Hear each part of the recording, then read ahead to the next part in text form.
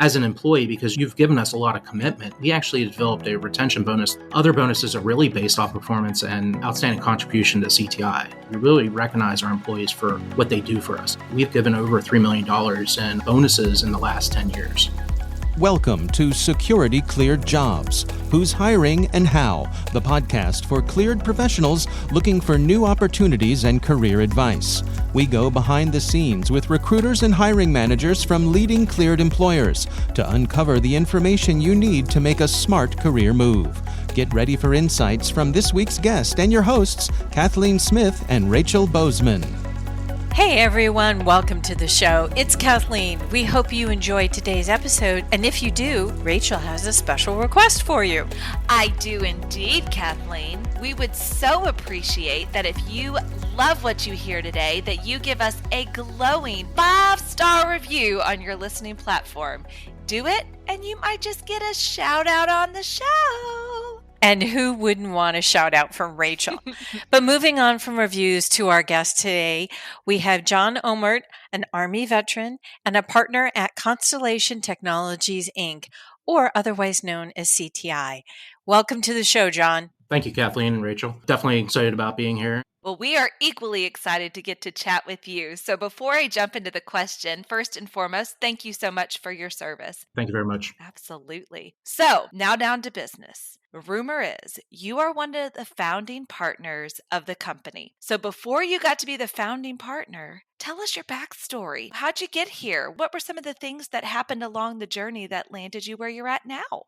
I'm actually from small town Pennsylvania. Enlisted in the Army in 1993, served about 8 years in the military as a NCO and an intelligence analyst. I got a lot of travel in, as well as just experiences to see the world and really just enjoy my time in service. After I got out of the military in 2000, I started contracting at a small business that was acquired more or less after about a year of being there. Worked there for a little bit longer, then decided to move on. I worked with another small business that supported primarily artificial intelligence and modernization efforts within our community. And then that company was acquired. And I've worked as an analyst, as a system engineer, even as a business developer for companies. Back in May 2014, I actually joined CTI as one of their partners in a system engineer working programs. Pretty much my day job was really to support cyber programs as well as intelligence activities and developing prototypes and transitioning legacy systems to the cloud. I did that as my day job, but then my evenings was pretty much working full-time as a staffer, business developer, and pretty much ad hoc anything else that's needed. Great part about it was I didn't have to do this by myself. It was really with my partners who supported everything from contracts as well. And then they worked on the side activities in the evenings, supporting contract, operation, and even finance. And this is such a great story. People always think that it's the medium-sized to big-sized companies that really drive innovation and culture within the cleared community. But it's companies like you have been involved with who really have a great idea. They get together some talented people. They really create some phenomenal programs. So can you tell us a little bit more about the kind of work that CTI does in the cleared community? It's been an interesting road. We started out primarily as a small business in Maryland, but then supporting the national defense initiatives that we have for over 15 years. Our contracts and programs really support everything across the board through the DoD, the intelligence community, and cyber. We have over 60 employees supporting customers all over the United States. And really, ultimately, we work programs that have a huge impact toward the operations and securing the safety of the U.S. Armed Forces and really producing processes and systems that are protecting our critical infrastructure and missions.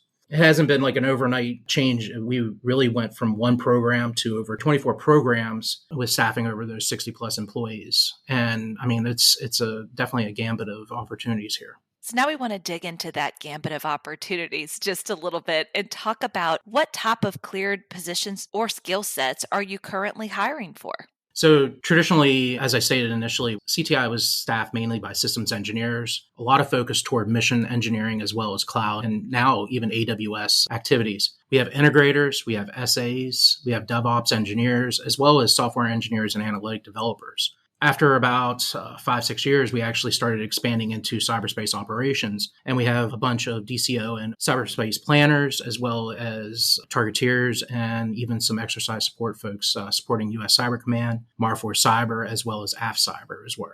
So now it's time for the money question. You know it's coming, John. Where in the heck are the positions located? Oh, they're pretty much everywhere. The nice part about it is currently we're staffing folks in Maryland primarily, but we have engineers supporting programs in Texas as well as Hawaii, with even more employees actually starting in Virginia, Georgia, and Utah. It's been like I said, a very interesting road because it's not what we expected our company to start going down the directional in. But with these new positions, a lot of them are actually supporting TDNAs, TARs, DNEAs, intelligent analysts, as well as malware analysts.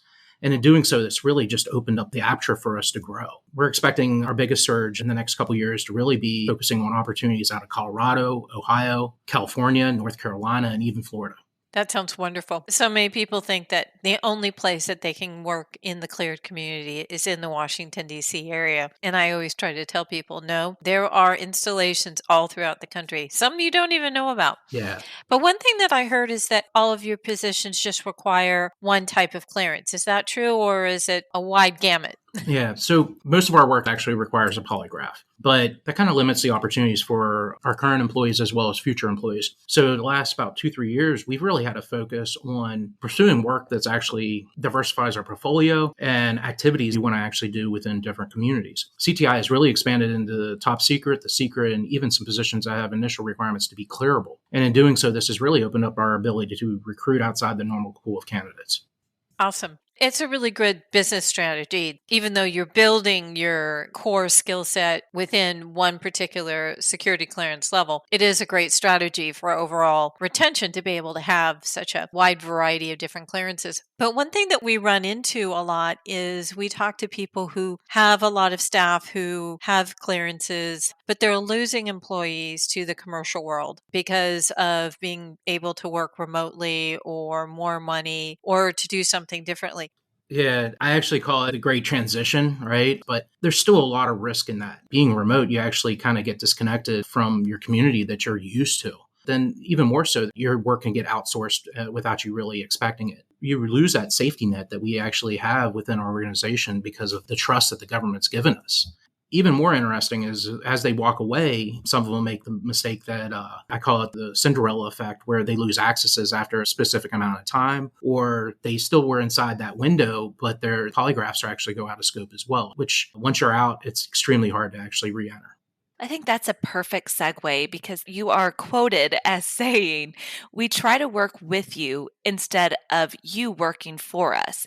So tell us a little bit what you mean by that statement, what it means to you, and an example of how you live that every day. Yeah. So the partners have really built a support team that's dedicated to our employees. First interactions all the way through when they leave, right? Nobody likes to see their employees leave, but when they do, we really truly want to make sure that their experience with us has been exemplar or past the point of expectations. We start that with a white glove approach from the first interactions with our recruiters, and then really communication responsive actions whenever our employees say there's some issues, either with the work they're doing or potentially that they feel that maybe their experiences are needing a little bit of a bump in knowledge, right? So we really address the support activities through operations, security, HR, benefits, and even training. And then at specific times when maybe there's a need, the partners within the company really jump in and help to make sure this experience is positive. And we really do want you to know that we listen as employers. Best example probably is when our employees actually want to change jobs. They reach out to the staffing team as well as my director of operations or our program leads, who are kind of their first line of communication within the actual contracts that they support, and say, I'm looking for some information on maybe potential new opportunities. We jump in, we look and reevaluate their resumes and say, these are the type of positions we have available. And even after that, if they choose not to move, we still continuously reach out and just check in to see how's work going and if they were ready to move. This is something that we've done over the years numerous times. I mean, even down to the point where potentially sometimes contracts are lost, and we've actually done a mass move of our employees from one contract to another. And that really comes down to a relationship with your employees, but also the primes that you work with. That's really great. I love hearing people talk about how they have so much that they invest in their employees. And it sounds like from our pre-call that you do a lot of investing in your employees by offering interesting benefits. Your approach is very a la carte. So tell us a little bit more about what this can mean to our job seeker audience. For our benefits, it's definitely a total compensation package to us. One of our big focuses, of course, is top tier compensation. By offering and paying salaries that are based off of your skills and years of experience versus a salary band allows us to actually compensate our employees fairly. And, I would hope to say probably a little bit more than most companies out there. Additional activities that we do, the a la carte that you were discussing with us is we do a $12,000 yearly bonus for waived healthcare benefits. It's just a huge bump when there's challenges with rates or potentially that the salary is very close to what they want, but they want that little extra step. And even when they waive our healthcare benefit, we still provide them dental as well as vision benefits. We also spend a lot of time trying to ensure that they receive the raises when they deserve it. So when they change an LCAT level, we jump on top of it, make sure that they've been mapped, provided to the customer. As soon as the customer tells us, we start moving down the path to actually provide them a raise. Or we have bonuses that are based off of performance as well as commitment to the company. At the end of the day, we really do focus hard on our investment in you as an employee. This is that compensation summary that really shows a transparency and allows you to evaluate what you're being paid for and potentially other offers that are out there that people are throwing at everybody every day. It helps you understand that there's a difference between the apple and oranges, and we're there to help you understand that. You mentioned something about retention. Did I hear that you have a retention bonus?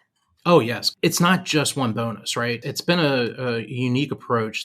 CTI really joined our bonus structure for the referrals and retention bonuses. This is a referral bonus of up to about $10,000 for employees and external referrals. But as an employee, because you've given us a lot of commitment, we actually developed a retention bonus for the referring employees of $3,000. This is really broken up by quarter on the anniversary year to continuously thank our employees. Other bonuses are really based off performance and outstanding contribution to CTI. So it's one of the strongest things that we've done as a company is we really recognize our employees for what they do for us. And that's to demonstrate great performance over in the customer spaces as well as growing us. And I did an analysis on it a little while back, and from the calculations I've done, and we've pulled together off some metrics that we've given over $3 million in bonuses in the last 10 years. Well, I could talk about employees all day long, and it sounds like you could too. And I really appreciate hearing, an organization that values the contributions that their employees are making. But I don't think I'm alone in people seeing value in what you're doing. Heard that the Baltimore Sun may or may not have named you for 5 years in a row as a top workplace. So, congratulations. Hats off on that. That is huge and certainly something to brag about. But how in the heck did you earn it? I mean, I think you've kind of given us some insights into what makes you a differentiated employer, but is there anything else that you would say really put you over the top? Yeah, Rachel, I think the big piece is right. This was an award given to us by our employees, right? They choose to participate on this external referral survey provided by an independent evaluator, and they've spoken volumes of what we, the partners and the leadership, really has done for them through their career as well as for their families. A lot of companies can actually tout that they are a top workplace. That's not to take away from all the great things that they do for their employees, but no other company in Maryland has really earned the ability to say that they've been selected as a top workplace awardee as a small business in Maryland. We've been evaluated against over 200 plus companies, not just within the IC and cyber, but Maryland as an area. I think we continue to really receive this honor because of this continuous engagement with our employees. We work closely and listen to our employees, even when it's hard to hear negatives to improve. We really feel that we have to not just say thank you for this information. We actually look and evaluate if this is something that we can change as a company. It could be the benefits, and maybe it's a process or even some leadership styles.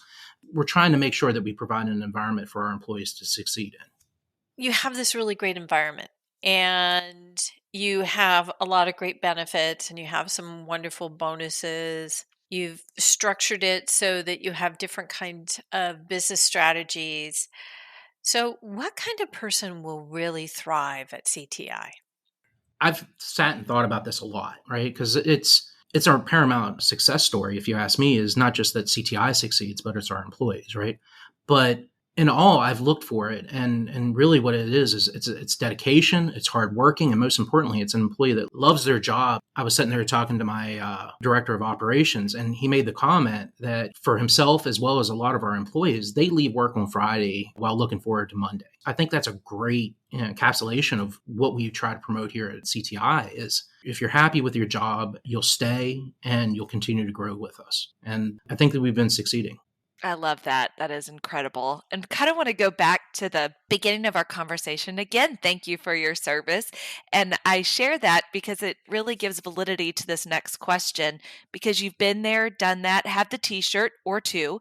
But I heard a rumor that CTI really does an incredible job of supporting their veteran employees. So tell us a little bit about what that support looks like and anything you want to share in that realm.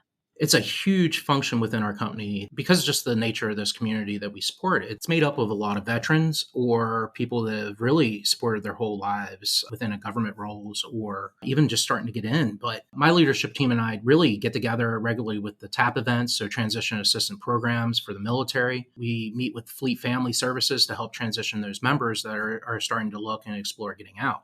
We've been part of veteran programs like 4Block, Hire Our Heroes, and recently we've even been approved to be part of SkillBridge program to help service members transition out from a 1 month to even a 3+ month activity.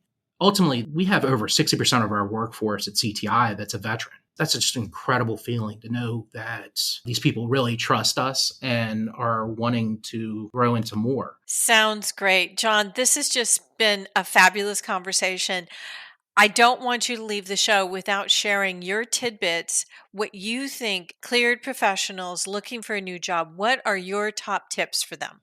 The big thing is really be open to opportunities, right? Don't overshoot the mark and don't undershoot. Don't go through just one interview. Go talk with as many companies as possible. See what's the differences between a large, a small, even not-for-profits out there that are working and supporting our community. Each one of those might fit you better than what you ever thought.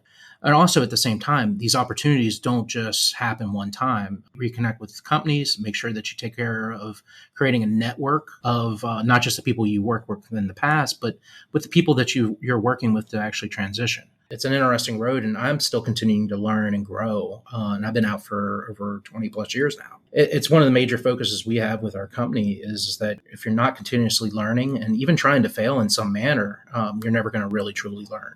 I love it when someone talks about you have to fail because we sometimes don't think it's a good thing to fail, but failing is a really great way of learning. Completely. So we don't want people to fail to be able to get in touch with you. So other than your website, what are some of the great ways for people who are listening to this podcast to get in touch with you? The best ways to get a hold of us is definitely reaching out to my staffing team. You can do CTI-staffing at CTI-MD.com.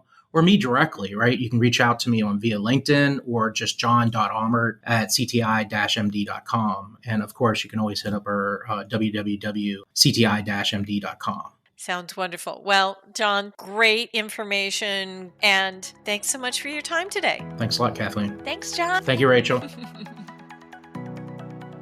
I really enjoyed the conversation with John today and how he talked about the retention bonuses. I really think that that is a strategic way of maintaining good employees and really recognizing that employees need to be rewarded for sticking into the hard work. What did you learn, Rachel? Absolutely. You stole a really good one, Kathleen. But, something else that they mentioned was just their focus on listening to employees. It's not enough just to say that we're the best, but they really take the opportunity to listen to the employees, whether it's looking for a new opportunity within the organization or ideas or thoughts. And I thought a little nice bow was put on that by winning that award for being one of the top places by the voices of the employees. So well done, CTI. Well done. And speaking of well done, we are ready for you, my friends, to get out there and do well by giving us a glowing 5-star review. Yes, you heard it at the beginning of the conversation. You're hearing it again. And here is our commitment to you. You go out there, give that ooey gooey good 5-star review, and we are going to talk about the ooey gooey good you. Thank you all so very much. Appreciate you for listening all the way to the end of the show. Go out there, have a great rest of your day. See you later.